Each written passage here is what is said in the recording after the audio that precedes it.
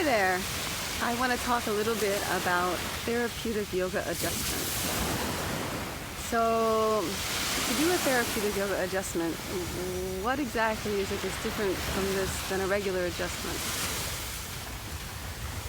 When we're doing anything that's supposed to have a healing effect, we're looking to take the state of our client, our student, from wherever it is to something just a little bit improved. So if someone has a very, very advanced practice, what this would mean is you would find, what's the next step? Can they carry more weight in a posture? Are they strong enough to do another version? And what can we do to train that strength? But when we're talking about working with injuries, it's important that practitioners understand the elements and how that has an effect on the body. So earth element, when you think about this, we're talking about the bones. I mean, nothing is 100% because there's a lot of fluid that moves through the bones.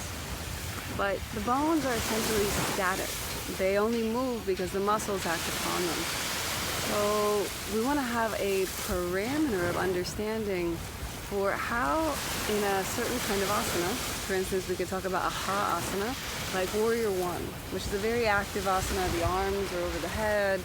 You're supposed to be hugging your muscles in your body towards center line. And there's specific places the bones should be in or moving towards.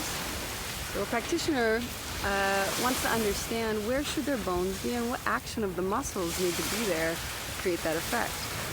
Warrior One is a strong asana, especially if you hold it for 10, 15, 20 breaths.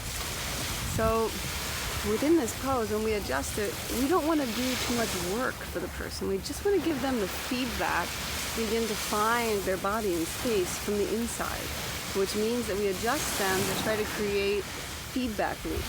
So feedback loops with what the arches in the feet and the toes are doing, what's happening in the core and the particular points of engagement.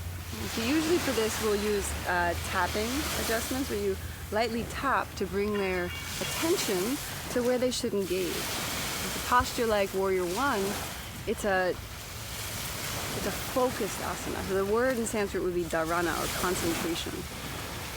Whereas if we talk about adjusting an asana like Pigeon, and so Pigeon is kind of the opposite. It's tha, or surrender, meaning that you're working with your ability to let go and to allow gravity to hug you deeper. So we just want to adjust the body in such a way that the bones are resting and being hugged towards the center of the earth. And all the tissue is releasing and releasing and releasing. The adjustment that we use in this is first we check to make sure the bones in the hips are in the right place and the spine is in the right place.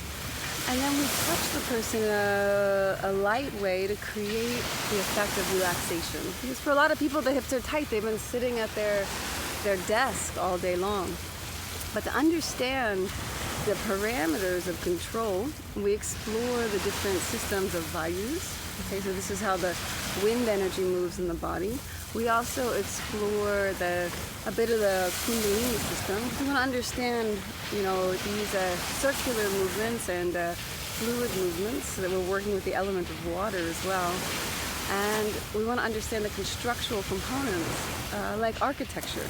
So in any of our adjustment courses, which I think we offer 2 a year, one in Switzerland and one in Peru, we begin to explore how do you bring these components together with consideration to what percentage of the asana is ha or tha.